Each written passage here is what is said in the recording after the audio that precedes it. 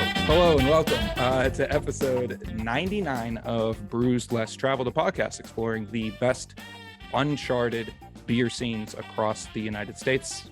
My name's Brian. I'm your host. Welcome back.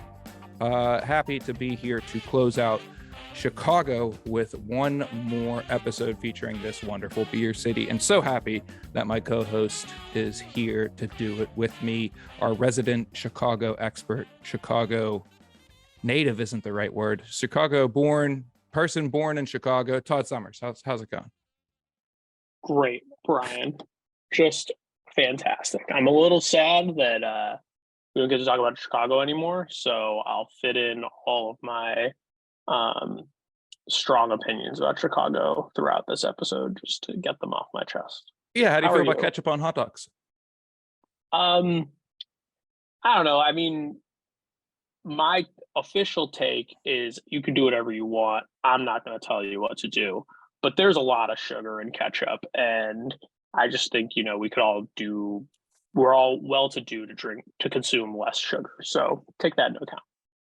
Yeah, that's funny you mentioned that. There's this food truck here locally in Pittsburgh that does something, I think they're called Korean corn dogs, and it's like a corn dog that is like dipped and coated in cinnamon sugar on the outside, and it's just way too much. Yeah, that's on top of a dog. Yeah, like that's probably delicious, and like so are fried Twinkies, but like don't at some point we gotta like kind of be like, hey, maybe we cool it, right? And there has to be a line somewhere, maybe not. Yeah, maybe cinnamon sugar coated corn dogs is where we pump the brakes, but people seem to like them. There's like cheese on the outside too, so that the cinnamon sugar sticks to it. It's absurd is what it is. Yeah, like one of those ever is fine, right? You can eat one of those. But if you have every time you have a hot dog, you coat it in ketchup, like maybe you should become an adult. They're coming, Brian. They're the start of the opinions. Stop having milk with your meals and stop eating ketchup on your hot dogs. Brian, have you told the people about your milk takes? I mean, it's been a running theme on this and other shows. Yeah, we like milk around here. Yeah. I don't know. I'm not going to get more into it because we're just going to go down a rabbit hole that we don't need to. And that's because we got two breweries to cover. We're closing out Chicago with a two for your money. I'm running out of expressions tonight, running out of steam here. At two breweries, two bangs for your buck, more bang for your buck. Tonight we are featuring Old Irving Brewing Company and Année Brewery, which is also within that Année family is Hubbard's Cave, which is a brewery that we're also featuring, that we're actually technically having our beer from tonight. We are featuring one beer from each of these respective breweries facilities. We are having Année, which is a cold IPA from Old Irving Brewing Company, and the Irish Stout from Hubbard's Cave, which is produced in the Année/Hubbard's Cave facility. And we're also going to be joined by a guest here in a minute from Old Irving. But before we get to that, I'm going to break open this Hubbard's Cave Irish Stout, share some tasting notes and thoughts on this beer. Todd, your thoughts on Irish Stouts in general? Irish Stouts are definitely in the running for style of beer I've consumed most of in my life. Obviously, there's one you can get everywhere. And I think it's great. I think I like the 6% is like a good number for it. And I think this one does a really good job at 6%. There's a lot of 6% Irish Stouts that I would prefer to be lower. I like them when they're like a little on the drier side, and like they're just a great kind of daytime beer, midday beer, dinner beer, post-dinner beer. They like, despite the roasty toasty notes, which I think a lot of people always will say, like, I don't like dark beers, they're too heavy. Irish Stouts, the beauty of them is that they don't put you down like a double IPA does. So love an Irish Stout. What about you? Same here. I would probably agree with that statement one of the styles I have drank most in my life. Like I think most beer nerds out there, I had a Guinness phase, and like you said, it's a low ABV, easy drinking beer. You can put back a bunch of them, and it really showcases those malty, roasty flavors without being, too much. And I think that's a perfect way to segue into this Hubbard's Cave Irish Stout. It is a Irish Stout of the export variety, so that is that like 6%. It's not Irish dry stout, which is that typically that lower 4.5% ABV beer. So the 6% for this is explained by it being that export style.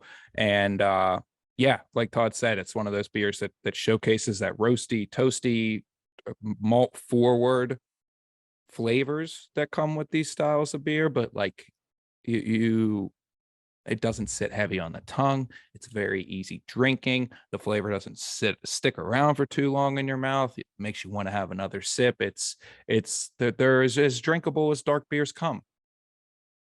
And it Cheers. looks cool. It looks cool in the mustache. If you get a little milk mustache going, that's always a plus in my opinion. And I think another thing, I think we're going to talk about beer trends later, and I wonder if we'll talk about the dark lager, which I know we both are fans of in a huge, huge way. And I think that the Irish Stout is sort of like the gateway into going down the really, really crisp side pour lager phase, because it's like, I want to focus on malts. This is what roasted malt tastes like. This is when it's dry. This is when it's a little higher. Yeah, because English porters, they got a little bit more body to them. They have a little bit more nutty flavors. There's a little bit more going on with maybe some fermentation character, some esters in them. American stouts, there's bitterness to them. They could have like a crazy amount of IBUs. And the Irish variety of stouts, export stouts, Irish dry stouts, they're so approachable. It's such a good way, like you said, to gateway into those other beers like Tamave and Dunkel and Schwarzbier and other phenomenal dark lagers. Yeah. And also just like, it's fun to play the Guinness game. I know this isn't a Guinness, but it's fun to play the Guinness game, like a proper pint. Sign me up. Yeah. Yeah. So Hubbard's Cave, the brewery that brewed this, is an addition to the Belgian-focused portfolio of Année. Hubbard's Cave was founded in 2015, and they mostly focus on imperial stouts and imperial IPAs. And that really, I mean, it's obvious to me that that's their focus. This beer is done so well with, no flaws in it whatsoever. It's just so well done on the aroma, the body, the mouthfeel, the finish. It's a wonderfully enjoyable Irish stout, and I'm really glad I have another one of these into the fridge to drink for after the show. And also shout out Niles, Illinois. So Niles is like a very small kind of like I'm not going to call it fully blue collar, but it's sort of working class, slightly west and north of the city. Like the best people of Niles, it's where my dad and uncle grew up. The fact that there's a brewery there sort of blows my mind, because it's like, that's not what I think of when I think of Niles. So saw it was in Niles and got very excited. Shout out to Niles. I hope my neighbor doesn't hear me, because his name is Niles, and he's like, why is my weirdo neighbor talking about me? Anyways, like I mentioned earlier, we have a wonderful, good question in the chat. Do you prefer Irish stouts cold or room temp? Todd?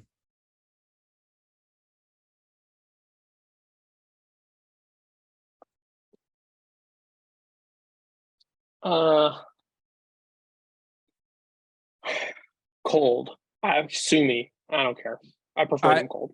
I was gonna say the same thing. I like it. I like what it brings to it. Don't mind if it warms up. Don't mind if it's sitting out for a little while, but it's a refreshing beer. I like to drink a little bit colder. Sorry.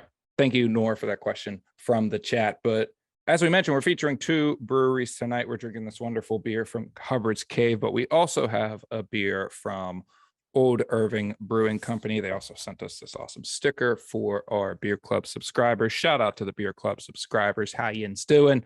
And please join us in welcoming our guest tonight. He's the Director of Business and Operations at Old Irving. He also calls himself the Liquid Mage at Old Irving Brewing Company. Please join us in welcoming Matthew Moldenhauer. Matthew, how's it going? Hi there. I'm doing great. How are you guys doing?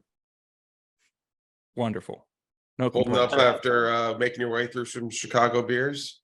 You had some amazing guys. I saw that you had Maplewood, Pipeworks, Revolution, all good friends of ours. You know, it's what I love about this industry where we know everyone and they all come together to help each other. And we even last month we had the last Goose Island Stout Fest at the Clybourne, and just to see all the brewers there coming out, it was just a who's of Chicago.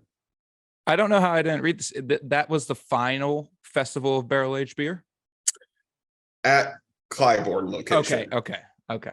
So they are building out in the Salt Shed, which is the new concert venue. I don't know if it's fully connected to the Salt Shed or just on the same property, but they're going to have a full Goose Island, huge area, and actually producing there as well, and then having some beer there. Which, if you guys come to Chicago and want to go to a concert venue, the Salt Shed is amazing, and they have like 24 lines just dedicated to craft beer. So if you want to go see a concert and drink really good craft beer for a pretty decent price, you can go there. All right. Shout out to the Salt Shed. Matthew, thank you so much for joining us. As always, we're going to get kicked off with our quick sip questions. These are fast questions. We want fast answers to help us get to know you fast. Are you ready? Yeah. Cool beans. What is your favorite non-Old Irving beer? That'd probably be Jester King's La Petite Prince. I love drinking that beer. It's one of those that I can pretty much have any time or day. It gives me exactly what I want pretty much every time. It brings me back to just drinking German beers and just nice beers, crisp, clean, easy drinking. But I love that it's like 1.5%, and that you don't have to. Don't get me wrong, we make tons of high gravity beers, but it's nice. It's one of those beers that you can drink on a Sunday afternoon. A piece that I got to do for us was an English mild that was 3%. And it was one of my favorite events that we did, where I got to drink English mild all night, wake up the next day and felt great. And you're like, yeah, I'm ready to go. Yeah. Those low yeah. ABVs are heroes for that. Barley wine or stout? Traditionally stout. I've definitely found my way back into barley wine, and we've even made some. When I go barley wine, I like more of that English style, a little bit more of that toasted nut brown, a little bit of that raisiny aspect, than the American style barley wines. But I grew up, especially when craft beer was just getting big, you know, the Dragon's Milk, the all of the Russian Imperial stouts, a bit thinner than they are now, but those are what brought me into everything. So I always have a dedicated place in my heart for stouts. All right. Cubs or Sox? Ooh, that one's a toss up right now. My friend works at I played baseball myself, but you know, I grew up in Wisconsin, so I'm always dedicated Brewers fan that got free tickets, and they're always horrible. But right now, like, I love the White Sox. Go there, and they have multiple beers in the craft beer cave, and even pouring our Kolsch at the stadium. So I love the White Sox, and they have one of the best beverage programs in the entire country for stadiums. If you want to get good food and good beer while seeing baseball, you go to the craft cave. You can buy cheap tickets to go sit anywhere, and then you can go take your pint, go down to the craft beer cave. You're on level to watch a baseball game, and then you have access to like 30 of the most amazing craft beers around Chicago while being in a Major League Baseball stadium. Hell yeah. Old style or hams? Ooh, gotta go hams. Yeah. Yeah, a man after my heart. All right. Have you ever seen Bigfoot, a UFO, or anything paranormal? No, I mean, there's definitely things I've seen that I can't explain, but I wouldn't put them into any of those aspects. All right. Elaborate. You know, I one of those would even be today. Our brewer, we're just about to sit down for comidas and some family lunch together, and all of a sudden our brewer walks by and he's covered in hops. And I'm like, is anyone gonna talk about this? No, okay, The hop squatch. yeah. Oh, he was looking great. He was actually coning off, cleaning, moving our triple beezer, which we'll be releasing in May. So that's one of our highly sought after releases of the year. So I've been busy with that, planning that, and that's been fun. So that's a hopsquatch was funny, Brian. I'm gonna leave it at that. Right, yeah. So you've been Old Irving has been in USA Today's 10 best brew pubs in the US 5 times, most recently last year. There's over 150 breweries in Chicago. So what do you contribute to being the main factors that keep you in that list? What do you do to make the guest experience so exceptional? Yeah, I mean, I think that starts from the top down with both of our owners, Trevor and Jeff, and even our GM right now, who's been around since day one. Our production lead was a server on day one, and so many of the people that are still there are there because they love it. You know, for me, it was even starting our kind of sales. It was making sure that we pay our sales people a salary and not just bonuses and running after money. It's like the people who are going to be here really believe in what we're doing. And, you know, honestly, it's been so amazing to see the beer side grow and blossom to where it's been. But Trevor, coming from his background, working with Moto and Ing and Amaro Cantu and being on the restaurant side of life, service has always just been a part of our DNA. And so whether that's in the brewery, having accounts that we come in, taking care of our distributor reps, going to festivals. Nate and I work most of the festivals, our sales rep. And our biggest thing is like, we're at these festivals because we love interacting with the people. And that's the part for me where I feel like there's certain places that start to fall off on that service or that quality, is because people don't have that passion anymore. And luckily, you know, having owners that are passionate about what they're doing and seeing everyone else in the front of the house and back of the house love to do what they're doing, you know, it really just comes through. I think that's eventually when we get to talk about trends. I think that's one of the biggest things that you see about people is you can always tell whether or not you like a certain beer. I could care less, but when someone makes a beer, make it because you believe in that beer and you like making that. Don't make it because you just think it's going to be a trend.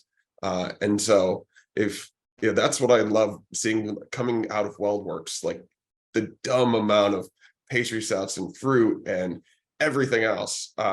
They make it because they love it. And so that's what you always find an audience so long as you do that. Shout out to our buddy Skip at WeldWorks, friend of the pod, dumping insane amounts of coconut in the beers. No, that's great. And I think that does go a long way, that passion for what you do. I mean, especially hearing that like your production manager came from the front of the house really shows the dedication to that staff to transition into different roles and use that passion to take it to the next level.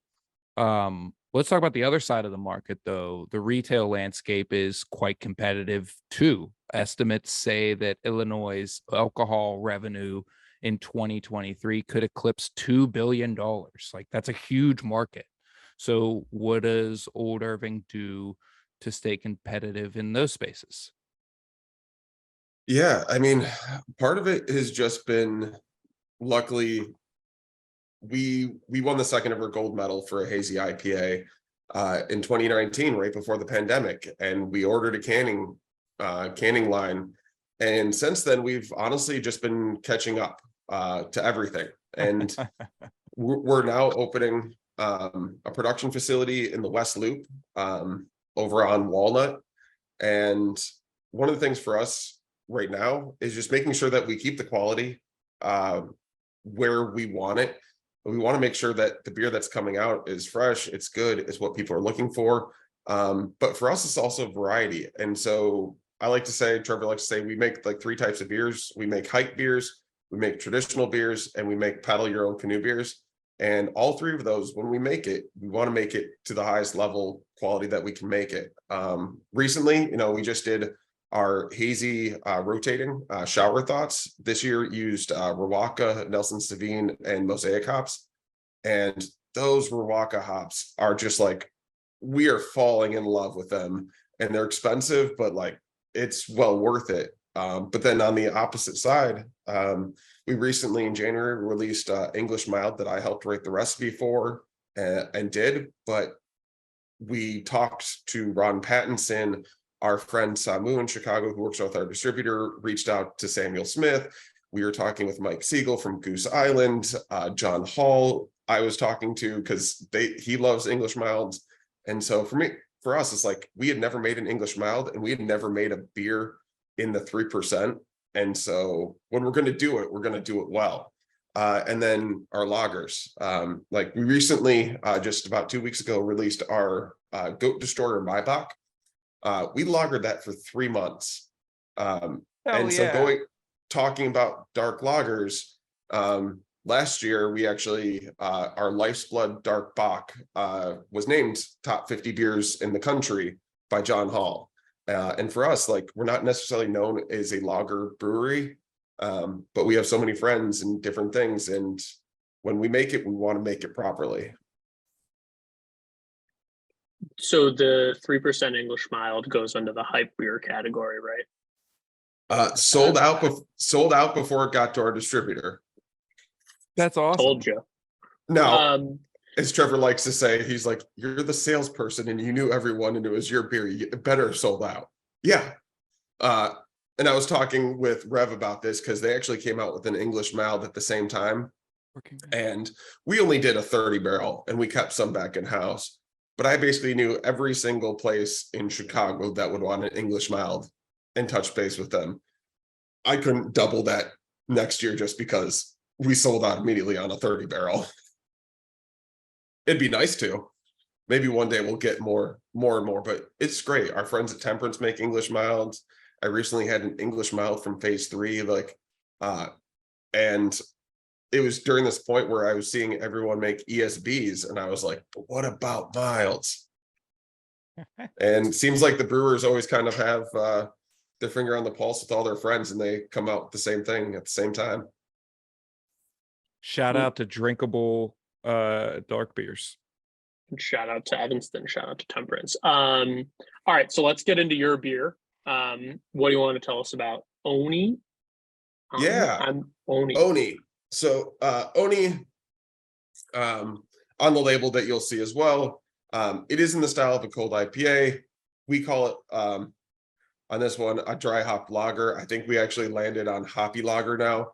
It's one of those things too, especially when you're talking about style, that you have dry hopped Italian pilsners, cold IPAs, hoppy lagers, lawnmower beers, IPLs, and they kind of all mean the same thing. And we actually made a cold IPA by the exact same recipe that people loved. But for us, we felt, because it uses a lager yeast, even though it's ferments at a slightly higher temperature and does different things, we wanted to make sure that people know exactly what it is, and then also withstands trends. I love cold IPAs. I love dry hopped Italian pilsners. They're not style guidelines for people to fit. So maybe they're here this year, maybe they're not. But calling something a hoppy lager when it's just like the most basic thing that you can call it and explain it to someone,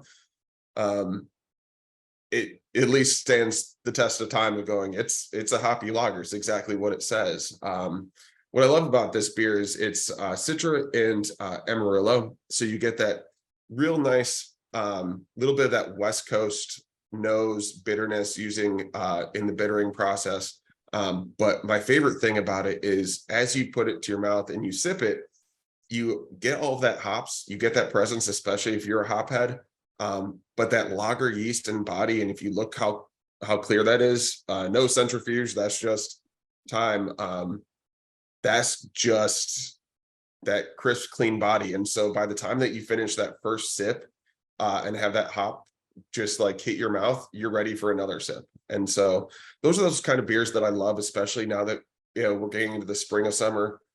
Todd, you growing up here, I'm sure you know that like come March 17th, St. Patty's Day, every single day that there's sun in Chicago, people take advantage of it. And I lived in San Diego with my wife for a few years, but the appreciation Chicagoans have for good weather when we have it, they'll be out on patios, they'll be drinking good beer, they'll be out on the beach, and that's what you need good beer for.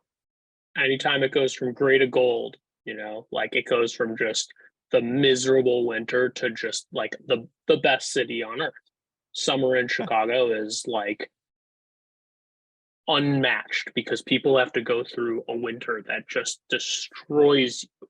It's gray every single day. It's so miserably cold and bitterly windy. It gets warm and people just want to be outside. And so this is perfect for that, you know.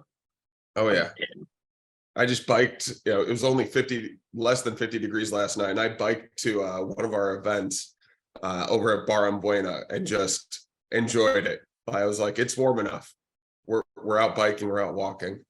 The other thing I'd like to mention that you guys get to be the first one on this is Oni will actually be getting a new name change because it is our first C&D, first cease and desist that we got on this name. For good or for bad, a brewery out in Montana, you started using the name about a month before we did. And so, especially that you've seen Pipeworks, if you see that label, it's just done by Jason over at Ink and Lead. He does all of our main label stays, Beezer, Dala, the Thought Series, Cushy, and we just absolutely love that label. And so Oni is actually the term for like a Japanese demon mask. And what I loved about the Japanese demon mask is you have this duality of the good and the evil, the bad. And what we loved about cold IPAs and hoppy lagers is it's kind of sitting in this realm of two different beers, not knowing what it is. And so we love the artwork. And so we're going to still keep the artwork, the recipe, everything the same.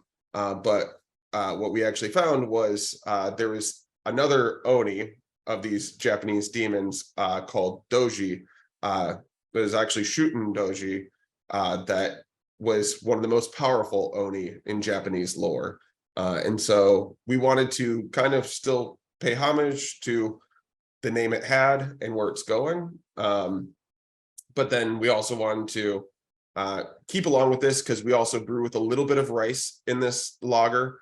Not obviously the Japanese style rice lager, but it does give it that light base and quality to it that just really lends itself to it. And so the other thing that I loved about having that label, especially with Doji, is it fits, and we kept the same artwork and lettering. And we actually do, in naming a lot of the beers, we try to think about when people order a beer or say a beer, how easy or memorable it is. And the more syllables, the longer the name gets, it can be really difficult for people to remember. So, you know, things like Beezer and Della and Cushy, you know, we love the names that we have, but we always want to have those kind of snappiness that people can remember. Because that's the worst thing. You're like, oh man, I had that really nice beer. What was it called? Yeah. Yeah, there's something to be said for good branding in terms of naming a beer so that it's memorable, because even the best brewed beer could be tanked by a terrible name. I just want to say I absolutely love this beer. This is a beer I could drink all summer long. This is I smelt it and immediately was back in Oregon, Washington amongst hops, and the aroma on this beer is just so pleasantly wonderful. And The body is nice. It's there, but it's not too much to take away from that beautiful aroma and beautiful flavors. And yeah, this is just this is an all-day crusher. Thank you. It's become one of our mainstays. We're basically brewing it at least once a month. Trying to balance the desire of what everyone has between hazies and Kolsch's and everything else, but it's become one of our favorites. So between things like cold IPA, Hoppy Lager, whatever you want to brand it as, and other newer styles or newer brandings for beers,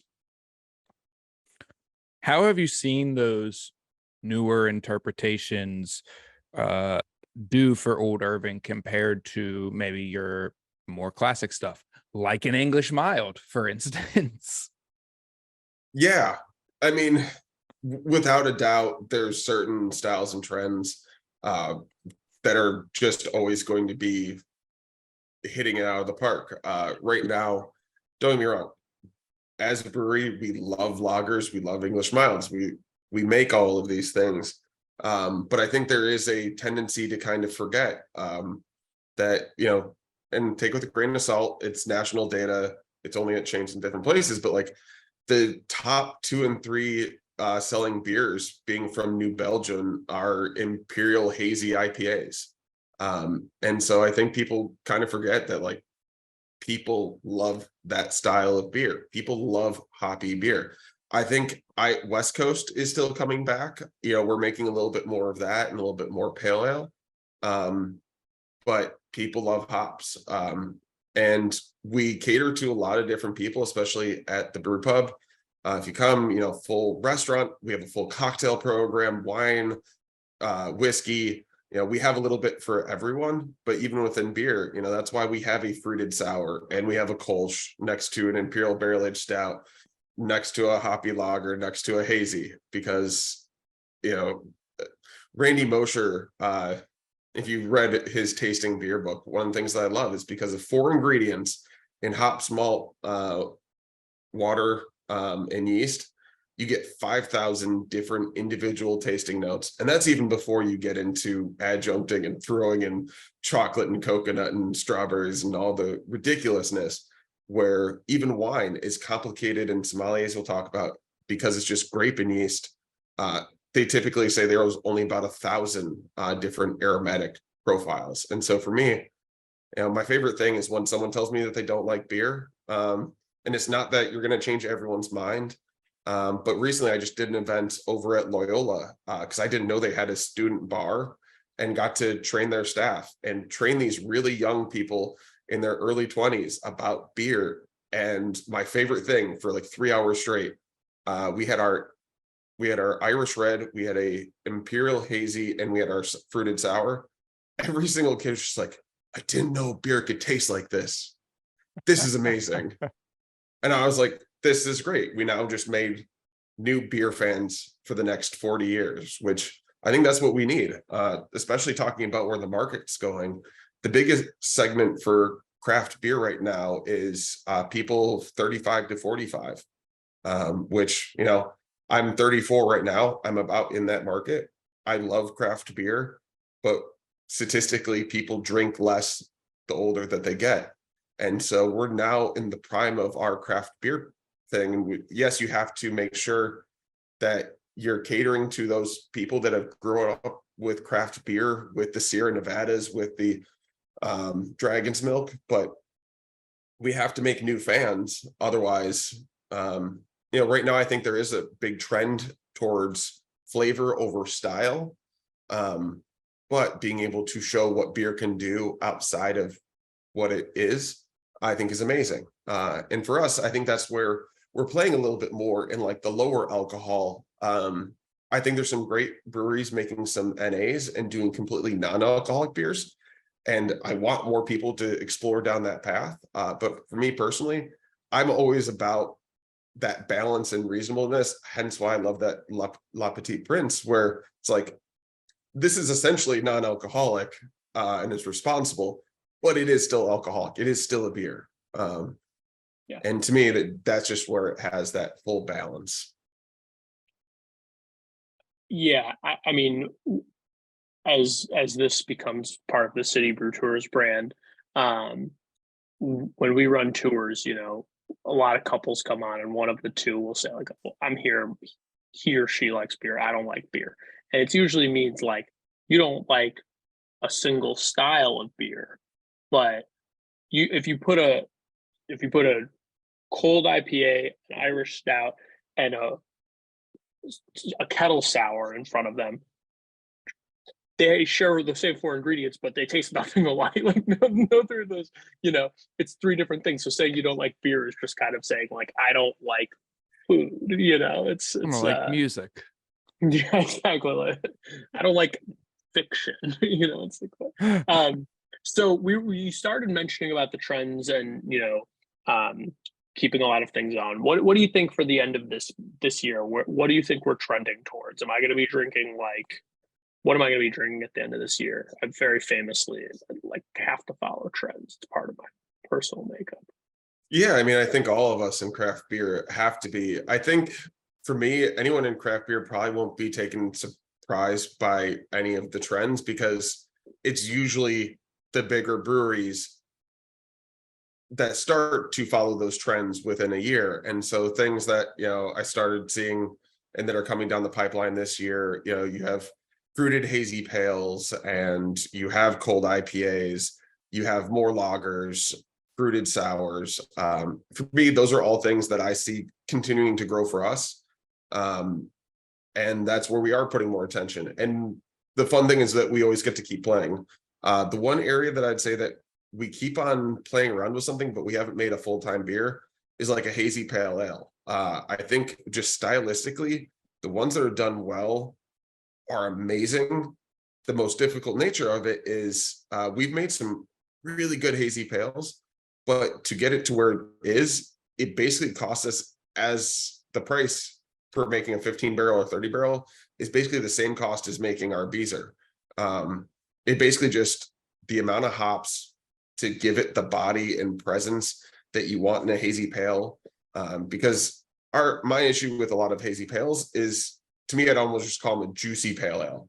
Like, you have a little bit of hop, they're real easy drinking, they're light, but they're kind of watery. And for me, that's that point where you're like, it's not really a hazy pale. Like, when you want hazy, you want that soft, pillowy nature, that juicy quality. And so I think that's going to be the hardest thing for people. But that's what style that keeps on growing for us.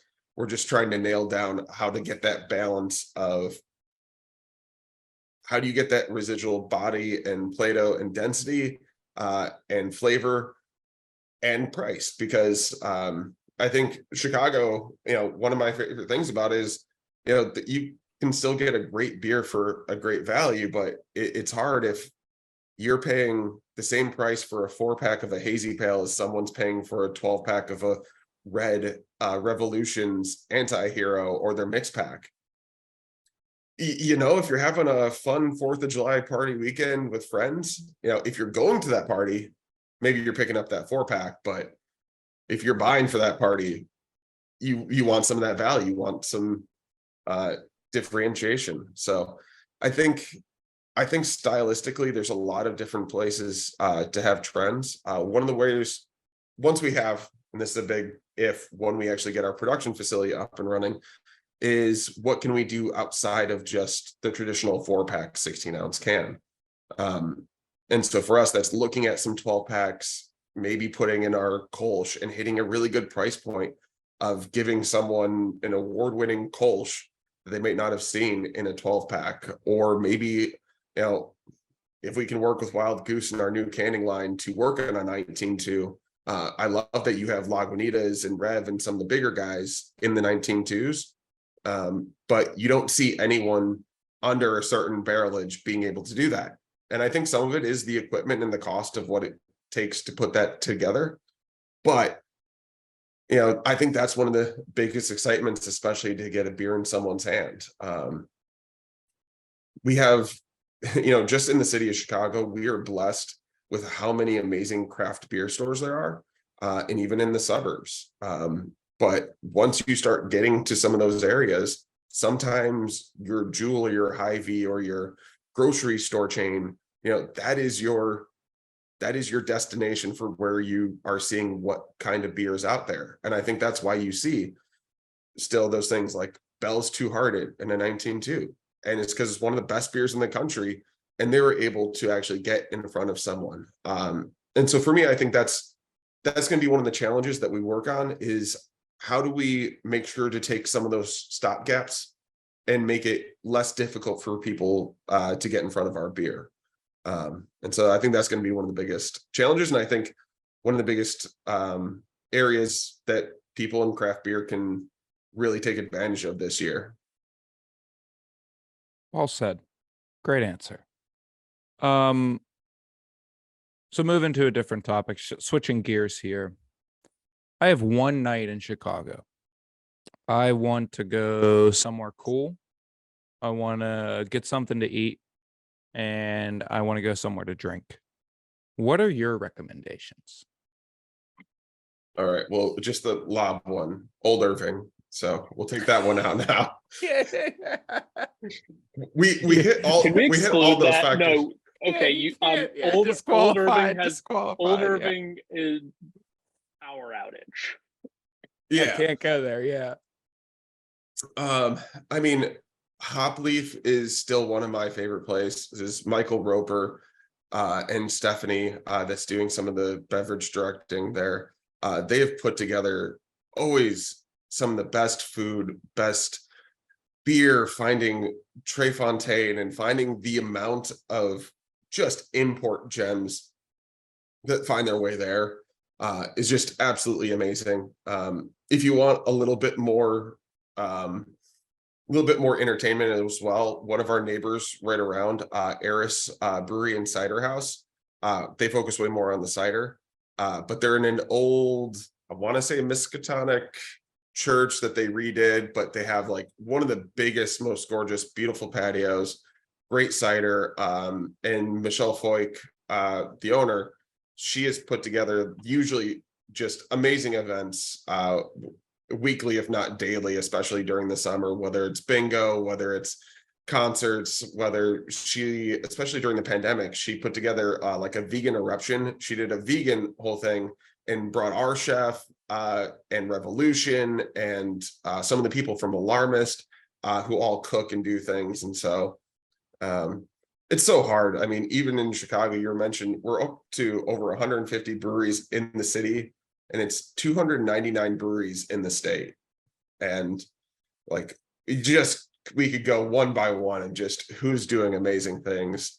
We even just have like, we've toyed with the idea of just on the blue line where the train is, seeing Maplewood, seeing us, seeing Eris, seeing Alarmist, and you seeing Ravinia, and there's just so many good beers. And look, we're so blessed to have it because I typically don't go to the same place, except maybe once a year. Chicago is definitely a food and beverage town, so you can get lost and then end up living here for 15 years and still haven't found everything. Literally what happened to my cousin. Yeah, hard to leave. Yeah, and it's Chicago, like the food and beer scene is so food and beer and just like drinking scene. There's gonna be a book about Malort coming out, which is like I would send Brian there to get a shot of Malort because I don't know if you've had it, but you can. Come on, I know about you could Malort, you man. could go out every night for a year and have a different experience every single night because there's so much to do and so many different cultures. So I think that's something that Chicago has that's way different than other cities, is that you can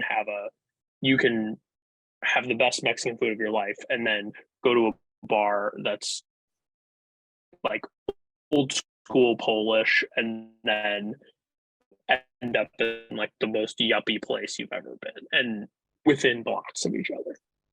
That's my take. Yeah. Matthew, question. And then we've asked everyone this at the end. What is something you wish Chicago was more well known for? More well known for. I mean, I think we're already fairly well known for it, but man, Chicago has some of the friendliest, best people in the country. And I just love that people help each other, and you know, just giving a little shout out to like our friends at Alarmist, or I mean, even Goose Island, the amount of times that especially because we're at the brew pub, we have to order on a weekly basis. We don't get to have inventory and backstock. So if there's any delays, we always have to ask for help. And you know, in 3 years of doing this and countless requests, everyone has always come through and helped us, whether it's needing a bag of grain, needing hops, needing rice hulls, needing clean kegs, needing help driving. Everyone's come through. And that's what I think makes our industry so strong. You know, I have a super close relationship with our distributor, our suppliers, our friends. And so that's, I think, what also pushes us all to make better beer. We recently released, just this past Thursday, our barrel-aged migration 13% stout with phase 3 that was aged for 16 months. And phase 3 was teaching us about, well, you know, them and WeldWorks and coconut. We did 4 pounds of coconut per gallon. And we're like, this is metal, this is the most. And then I'm talking to those guys and they're like, that's a good start. That's a good start. But you know, it made a phenomenal beer. So it's so fun to work with everyone on that and to always just have a churning of everything. We have a Maplewood collab that will release probably right around 4th of July of a barrel-aged stout as well. And then more later in the year. And we just keep on learning. That's one of our biggest philosophies. If we're doing collabs with friends, we want to teach them something and we want to learn something. And sometimes that's as simple. Our production brewer was just retelling our new guy the story of our collab with Temperance, and how the fact that sometimes if they were using water for the brew house and they had to clean a tank, they had to just sit there holding a hose for like 30 minutes to fill the tank so they can clean it. And as they're talking to Temperance and brewing and all the intricacies, they see the brewer take a tri-clamp, flip it around the hose, stick it in there. And they're just like, what did you just do? You changed our life. And so, yeah, there's little things that you get to learn all around the way. So, and to follow up on one other thing, if you've never been to Delilah's, wherever you go on your night out in Chicago, you have to end at Delilah's, because you'll end up in kind of a grungy, punk, crazy bar. And then you'll sit and you'll talk to Mike and you're like, wait, you're the owner. And then you're like, wait, these are some of the best whiskeys in the world. And he'll just teach you and train you. It's the first place I ever had Pappy 23. And it was like $15 for an ounce. And he's like, oh, you've never had it? You need to try this. Oh, they're also the #1 seller of Maker's Mark in the world. I think they're over 30,000 bottles of Maker's Mark deep now. So first of all, I went and clicked and looked at their website. Or on Google, the George Dickel comes up, Pappy, Old Forester, Willett White Top, like phenomenal bourbon selection. But the thing that really seals it for me is a picture is a picture of somebody holding a can of something called American, which American is a beer brewed in the most wonderful city to me, Pittsburgh, PA. And that makes me love Delilah so much. Yeah, Iron City. That's who makes it. Hell yep. Yeah. Yeah. Our distributor, Lewis Gluns, is the one who still brings it in. Once upon a time, I worked for them and saw a driver accidentally put a forklift through an entire pallet of Iron City American beer. I'll tell you what, terrible $30 loss. Yeah, the whole pallet. They are magnets for forklift spears or forks. When I worked in distribution, when I worked in retail, the #1 most commonly screwed up case in the store was a 30 pack of iron, and it was always because it looked like there was a fork ran right through the entire line of the bottom of the pallet. So don't blame that guy. It's not his fault. All right. Matthew, thank you so much for joining us on the show. Thank you for supplying beer for the show and taking time out of your day to talk to us. Where can people find your beer? Anything to plug for Old Irving? Yeah, I would say the couple big things coming up that we're really proud of, besides being at GABF again, we're going to be at Pints for Prostates on the Friday of GABF. So if you want to meet me or any of our fun staff, we'll have a couple really fun rare beers there. Along going to Moore's Beer Fest, they're doing their 6th anniversary this year, July 15th, and they bring in amazing breweries from around the country. And besides that, you can find our beer pretty much at anywhere in Illinois, any craft beer store in the greater Chicago area. Benny's basically has every single one of our SKUs, but you can find us at Trader Joe's, Whole Foods, Jewel, all those fun places. Obviously, when you guys bring us in, you guys will have us and spread it. And occasionally we'll send some beer to Devore, and we also distribute up in Wisconsin. And hopefully, once we get the new production facility, a few more places. But Matthew, I hope that you know what they say. If you can't find it at Benny's, it's probably not worth drinking. Yes, that's their tagline. It's so good. Oh, I've watched a lot of Blackhawks games. Yeah, I was gonna say I listen to the Bears on the radio now because I don't live in Chicago anymore. Hear it every 20 minutes. It's amazing. Yeah. I mean, Uh, they have great selection. Well, I hope that you both, if you come to Chicago, please come say hi to us. We love having people by. We love showing people the brewery. It's just one of those things that we love. We love service. We love being able to show people and put a smile on people's face. So thank you for sharing beer and our beer with everyone, because hopefully, more people actually got to try us and enjoy us, and hopefully get to seek us out a little bit more. Yeah, it's been great. Todd, final thoughts on Chicago? Everyone should go to Chicago and fall in love with it. It's the best city in the world. That's my final thought on Chicago. That's great, short and sweet. I am gonna do my best to talk my family into agreeing to a long drive out to Chicago this summer, because it's a city I have I won't say fallen in love with, because I haven't been there, but it has piqued my interest so much during this month of doing the podcast and the time leading up to it, doing research and learning about the city and the beer culture. A couple of years ago, I read a book called Barrel Aged Stout and Selling Out, and it talks about the sale of Goose Island to Anheuser-Busch and what that meant for the industry. But it also tells a very good story of what Goose Island meant to Chicago beer and the rich craft beer scene that developed in Chicago around big breweries like Half Acre and Revolution and Goose Island. And now this city is flush with 150 plus exceptional breweries, some of which we have been so fortunate to share with everybody on this month's episodes of Brews Less Traveled. And I really can't wait for the opportunity to go out there and visit these places myself in person. Pulaski Day 2024. Pulaski Day 2024. Maybe that's my shot. Yeah, if you've never done Pulaski Day, Ari and Maplewood's Pulaski Day is just phenomenal. That's where we're gonna be. We'll see you there next year. Okay. Please do. Okay, I'll sign up for it. Shout out to Uni. I'm gonna mispronounce this every time I go to say it. Année. You can, if you want to learn more about them and Hubbard's Cave, you can follow them on Instagram at Année, and that is at UNEANNEE. Guys, it's French for 1 year. Go look it up. Come on.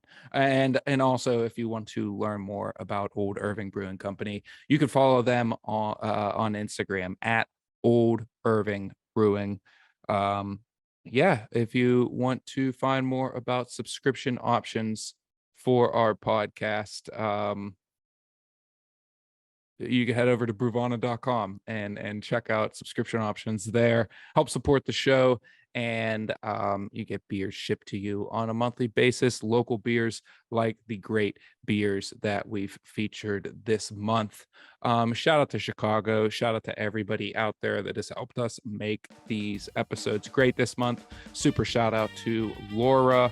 Shout out to Franny and our whole marketing team, and shout out to our wonderful breweries that help make this month so special: Revolution Beer, Pipeworks Brewing Company, Maplewood Brewing Company, Année, and Old Irving Brewing Company. As always, we'll see you next week for a new month. Next week's our 100th episode, so we got some special stuff planned for that. That's going to be really fun. Next month, we are headed to Grand Rapids, Michigan. Really excited to talk about the breweries we have featured there in the beer scene in the Michigan area, and really excited to celebrate 100 episodes with everybody. And then the month after that, it's our 2-year anniversary. So we're going to double down and just do silly party episodes 2 months in a row, 100 episodes, as well as 2-year anniversary from the first time we did this show. But until next month, until the next time we see you, stay safe, be kind, and, support local breweries. Everybody, cheers. Cheers. See you.